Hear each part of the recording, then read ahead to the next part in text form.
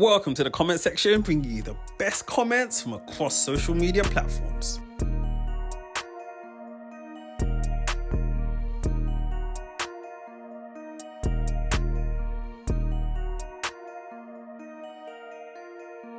No reason to be mad at me, which is even more interesting. So what was the animosity about? If she fucked the nigga that you was fucking, didn't that help betray you? So why she got attitude? She said, we went back and forth via text messages, and she said, I've been publicly approached. Kelsey said she can't even go to the dollar store. She said somebody cornered her in the damn dollar store, child. And so, what else? We went back and forth in the text messages, and she said, I've been publicly approached. She said, so I really be trying to stay in hiding, even though he's the bad guy. She said, Megan did a lot of damage to me off the motherfucking internet. She say, Megan hit her up and said, Kelsey, I need you to get on social media and say what happened to us. Okay? They said her manager told me that she wasn't going to press charges. And I need y'all to listen to this shit. Kelsey said, Megan's manager said she wasn't going to press charges until Megan got mad that social media was calling her a fucking alcoholic. That's when she made that post to go on Instagram. Kelsey went to her lawyer. After consulting her lawyer, they said, you're not about to say a motherfucking thing because she ain't had your back and we worried about you and what's going to happen with you. And so she said, no, I'm not going to say anything. So my lawyer said no to her demands. Kelsey said Megan demanded that I get online and defend her. She said, I told Megan that we need to talk, and I told her that I talked to Tory. Once she said she told her about not going on social media for her, that's when Megan started coming at her crazy. And it said that, how you gonna go, online and say what you said and go see that nigga? And she just kind of started throwing that shit in her face. That's when Kelsey said, I knew that this wasn't genuine. And we stopped talking, and she went online and made it seem like I took hush money. So I text her. Kelsey said, I text her and I said, why the fuck is you bashing me? They were trying to make me break. That's what Kelsey said. They said she had her friend saying that I got my chain from hush money when I've been paid for that chain, and it commemorates the day that my father died. They said she obviously approved these messages, so that's when it was over. And she said I wasn't interested in doing a damn thing that had nothing to do with Megan. Fuck her. Once again, I'm adding a little bit of sauce to it, but basically, Kathy Ty said, she was telling you this, or are you telling us this to get back at Megan? She said, no, I just want to free myself from this. They said she makes songs about me, people be posting about me, and people don't know what to feel about me, They said, then she accused Megan of calling around Houston and telling people that she took hush money and not to talk to her, okay? Whew. Kelsey says she hit up her representation and said, can you ask Megan's people to fucking stop? Kelsey says that when her lawyer hit up Megan people and said, baby, can she please stop? They said, well, why won't you get online, and say that, what happened? Now, isn't that an interesting response? Child. Kelsey said, this is Kelsey's words. Y'all want to go by Kelsey's words so bad, correct? Y'all want to take this and apply it? Okay. She said Megan never holds herself accountable for shit. She said we could have gone home that night, okay? But she got mad at me and said, and tried to flip it on me.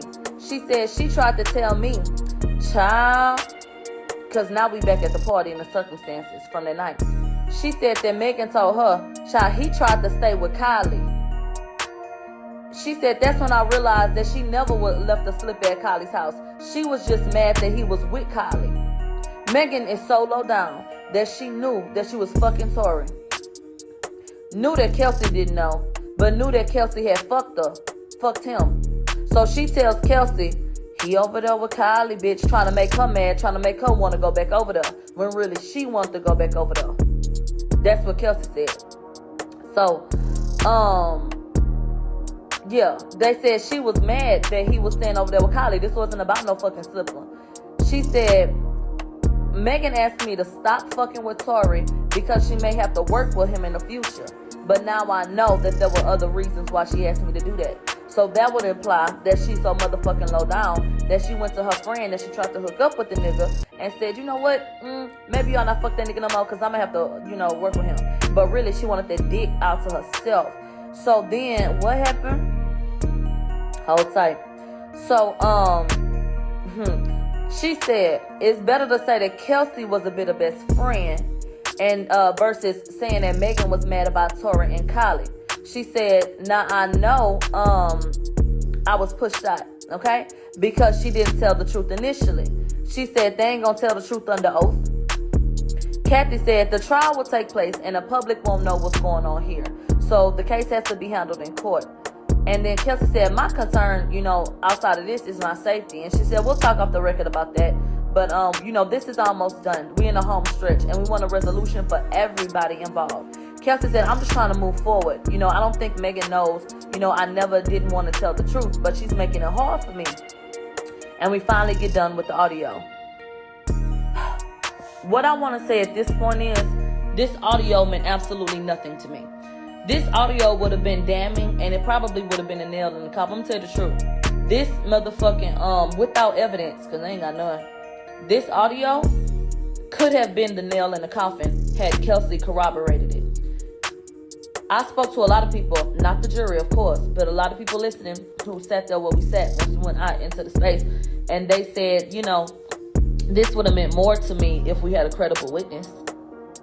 They said that this was something that they dismissed completely because Kelsey's not credible. And I agree. Kelsey told y'all she lied already. To me, this was a desperate act and an attempt to pull on people's heartstrings and their emotions. And because Kelsey did not cooperate, let's play it and hopefully y'all feel like that's true, even though she said that it was a lie. After Kelsey, made herself an unreliable witness, I don't see what the fuck we had to listen to her for. But desperate times call for desperate measures. So Kathy Ty said to the woman on the stand, remember, they played the audio of Kelsey, but there's a black woman on the stand. Her name is Jody Little. And so they said, Miss Jody Little, is this an accurate depiction of the situation? And she said, yeah. They said, do you think she was genuine? They said, yeah. Now it's time for the cross-examination. I'm going to call him Mr. McDonald's, because I don't know how to pronounce that man motherfucking name. Tory, attorney, I don't know, Modesto, bitch, I don't fucking know. We're going to call him Mr. McDonald's, okay? So, under cross-examination, he said, do you know Detective Sogna? The woman said no. They said, you're involved in many cases, right? And you're involved with many cases. She said, yeah. They said, is there an investigating officer always present? And she said, in my unit, criminally, typically, yeah. They said, does a police officer usually lead? And she said, yes. They said, was a police officer there? She said, no. She said, was Kelsey ordered to court? They said, yeah. They said, are you aware that Kelsey interviewed after being ordered to court? She said, no. They said, is there a recording or do you know who served her and what they said to her when they served her? They said, no. They said, is there a recording of that? She said, no. They said, witnesses who are potential suspects, do they sometimes lie? Okay? She said, yeah. They said, have you dealt, with liars and people that's then lied to you who were being accused of a crime? She said, yeah. They said, you in an interview, right? She said, yeah. They said, did Kelsey show you text messages? She said, yeah. And then they said, what about alleged text messages with Tory? She said she had text messages with Tory, right? She said, yeah. They said, do you have any messages? Did she ever produce any of these messages when they saw Peterson? She said, no. So Kelsey claimed that Tory bribed her and she had text messages, bitch, we ain't seen them hoes yet. All right, it's the symbol. They said, was Kelsey given immunity at that interview, at that point? And she said, I don't know. They said, what about prior to the recording? And she don't fucking know. So that was done with her. We pull up a new witness. This motherfucking witness, bitch. I'm gonna have to call y'all back and tell y'all about it. I'll tell y'all when I get to where I'm going. This motherfucking witness that they pulled up next was the nigga that answered the phone when you say press 1 for English. They done got the nigga from Verizon Wireless to come get up on this goddamn stand to tell us what's going on. His name, bitch, I don't know what the fuck his name was. He got so many letters up in his goddamn name, child. I think it's a spell. I don't know what the hell going on. But he is a firearms examiner. He done came up here with, bitch, cartridges and models of the cartridge and all kind of shit, trying to explain this shit to us. Now I'm gonna give you 5 more minutes. So he shows the cartridge casing and explains, the difference between weapons and shit like that. What was substantial about this? He said in a semi-automatic, like in this case, you gotta hit the trigger over and over again. So they said, did you examine the firearm in this case? He said, yeah. And so they said, what kind of gun was it? And he said a 9mm semi-automatic. And so he said the serial number on that hoe, he read it out. So bitch, I wrote it down. The serial number was 684605. And so my whole thing is, y'all gonna trace this motherfucking gun? Who initially got this gun? I want to know who signed for this gun, who got this gun. The serial number one more time. You listen, you got a pen? 684605. So I want to know who. I want to know the last person associated with this motherfucking gun. He said the gun was in working condition. They said, what's the chance that the gun will accidentally go off 5 times? He say it ain't going off 5 times. Cause it take 8.5 accidentally. Cause it take 8.5 pounds of pressure. Well, bitch, I looked up and I thought that Lil Murder was gonna be the next witness. And I wanted to stand up and I wanted to object because Lil Murder said that it takes 7.5 pounds of pressure. Now these are different weapons. So I don't know. But they said 8.5. So is he reliable? Because I believe Lil Murder more than I believe him. So any motherfucking way, he said 8.5 pounds of pressure. Lil Murder did not take the motherfucking stand. And, we had to send Clifford home. So they said, you need to use effort to pull the trigger on this weapon. You gotta, y'all know how a pistol works, bitch. He say, this ain't the one that you can click, hit that hoe, and that hoe gonna keep on going off. He say, you gotta hit that hoe, you gotta, have some authority. And you gotta, press that bitch. You gotta shoot it every motherfucking time. Okay? All right. So, he said, I cannot call this an accident. They say, do you have to slide, the shit back? The slide lock shit. Do you have to release it before you fire? And he said, yeah, it's like the slide lock is like a safety. They said, does the temperature of the gun change when it's fired? He said, shit, yeah, but I don't really know how much. They said nothing further. Cross-examination time. They say, you talked about bullet casings. Do you know which way the casings went? Okay? And he said, with this gun, I would deduce that the shell casings went to the right of the gun. But the expert made it very clear that the shit can go all kind of different ways. You can't necessarily, for 100% fact, say that it won't go this way, that way, up. It depends on how you point the gun. It depends. There are a lot of different factors that go into where the shell casings go. All right. The defense pulled up a picture of where the shell casings were located per this investigation. Per this investigation, y'all can't see the picture. The 4 shell casings was in a nigga yard. Now, when you stop a car, don't you stop it in the street? Yes. We know for a fact that Quan didn't pull the car into the driveway. So let me tell you something. If Tory had shot that gun over a window, it wouldn't be over in that nigga's driveway. Them shell cases wouldn't have been there, baby. So the man had to acknowledge that more than likely the gun was fired in that general area because 4 of the bullet casings were in that general area. And they said, do you see this balcony right up here? And he said, yeah, I can see it. He said, if somebody was standing right there, do you feel like they could see what the hell was going on? Yeah. So they said, if you're looking for casings, can you tell me where the gun was fired? He said the pattern ain't really reliable, but it would eject near the firing. And so they said it was 4 in the same area. So could that be the spot, that was shot? And he was like, it's really not reliable. And so he was like, well, how many feet? How far could she go? He was like, it could go up to 18 feet away. He said the shell casings can go off like 18 feet away. And so he was like, and could this be an accident? And he was like, I'm telling you that it take 8.5 pounds of pressure to make that hell go off. And so he said, well, shit, don't kids be getting guns and firing them guns? He said, look, it take 8 pounds of pressure with this gun. He said, it's a double action gun. So he brought the shell casing picture up. And he said, did the shooting happen near this house? Now, this is what you need to get into. They asked the expert under cross-examination, did the shooting happen near this house? And he say, yeah. He said, you see that balcony? He said, is it fair to say that the shooting happened in this area? He said, yeah, like with 360 degrees. They said, have you seen fingerprints from the shell casings? And then, have you seen fingerprints from shell casings be lifted in cases before? He said, yes. He said, I've heard of it, but I ain't did it myself. But I do know that they sometimes have, like, taking, DNA from shell casings. They said, have you ever seen how police retrieve prints? And he said, yeah. They said, why do you use gloves? They said, for contamination purposes, DNA, fingerprints, and all that shit. All right. They was done with his ass. They bring up Randy Zapata, a criminalist, okay? He works with DNA.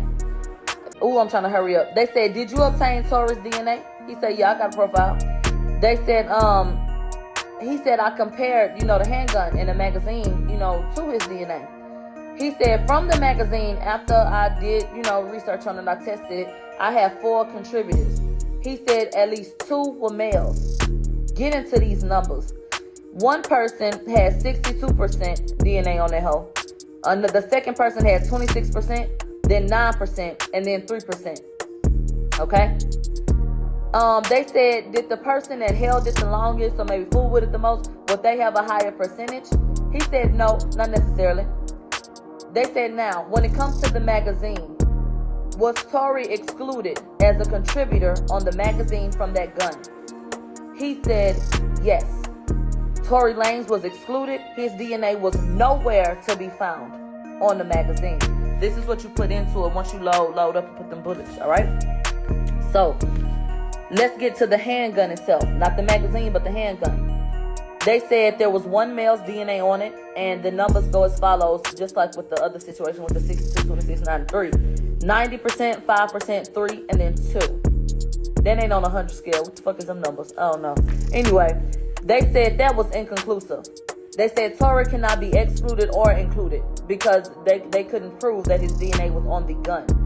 They said, is it common to see complex evidence in profile mixtures, which means that multiple people handle something? They said all the test shows is that somebody touched it. So we checked the majority of the gun, for those things. They said, okay, done. Cross-examination. They said the magazine had 4 contributors, right? He said, yes. Tory was excluded from the magazine. He said, yeah. He said, if I load bullets, into a gun, the DNA, my DNA would be on the shit, right? He said, yeah. They say if the gun was used frequently, your DNA would be on it, huh? He said, yeah. He said, in this case, was DNA on the casings? He said, we ain't look at that.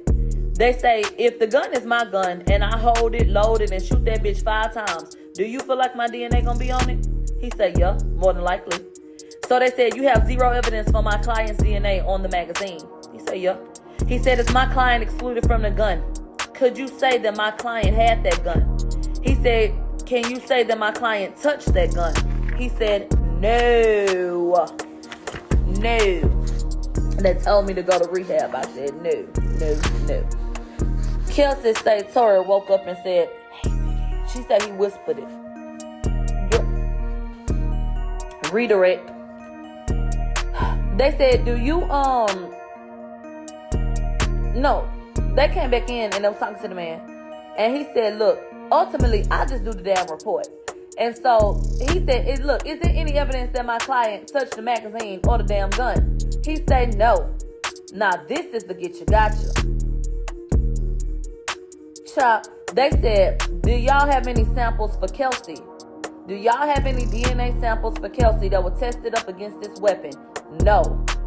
He said, did y'all request DNA from Kelsey to test it on this weapon? They said no. So let me get this correct. Y'all don't know what the fuck done happened out there, but y'all know a gun was fired. But y'all put all y'all eggs in Tory basket and wanted to accuse him immediately. So much so that the LAPD, with more sloppy ass work, decided, let's go ahead and test Tory for gunshot residue and DNA. And we're going to test Kelsey for gunshot residue. Did y'all think that maybe she wouldn't have it? And then fucked around and found out it was on her hands? And nobody ever tested nor requested that she get, DNA checked or swabbed so that they can compare it against the gun. Does that make sense to you? Is that logical to you? Does that sound like, any type of police department that's trying to seek the truth? Because what they're supposed to be doing is investigating.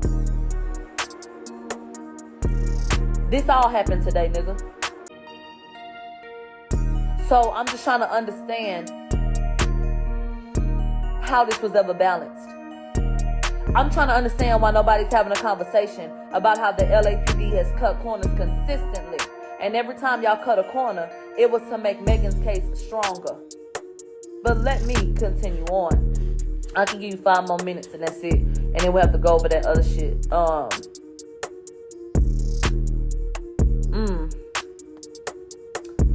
We come back at 3:40.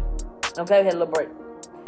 They pull up somebody for the defense because they scheduled. They took him out of order because the prosecution has not rested, even though they need to take a long slumber. Oh, Instagram giving me a timer today. Oh, thank you, bitch. So anyway, let me get to the get you gotcha. I got 1 minute and 49 seconds. All right. This man was a forensic scientist that talked absolutely too fucking much. He put me to sleep a couple of times, but I was listening up. But you can tell that he loves what he does. And this man is really a pioneer in terms of DNA. I was actually taken aback and really on some like brain shit. Like, nigga, you a cold piece. Like, this nigga is one of the people that helped to create the way that we analyze DNA today, when it comes to that being tested and used in cases. So that is monumental. Like, that nigga didn't get a Pulitzer Prize or some shit. I don't know, that shit crazy. But anyway, we got 1 minute and 9 seconds. They said, based on the DNA analysis, that what can you tell us about it, based on what they did?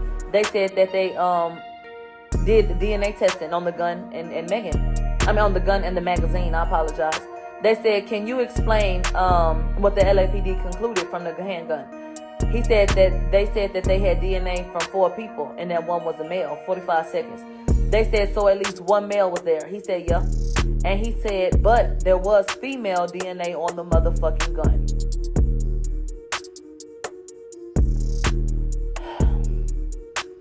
Listen. Let me finish first so I know where I'm at. I'm gonna come back and tell y'all some more shit and get into it. But to me, that's some of the most important shit right there. That a female's DNA was absolutely on that fucking weapon. And I'm gonna come back in like a few minutes and we'll wrap this shit up. But bitch, yeah, get into it.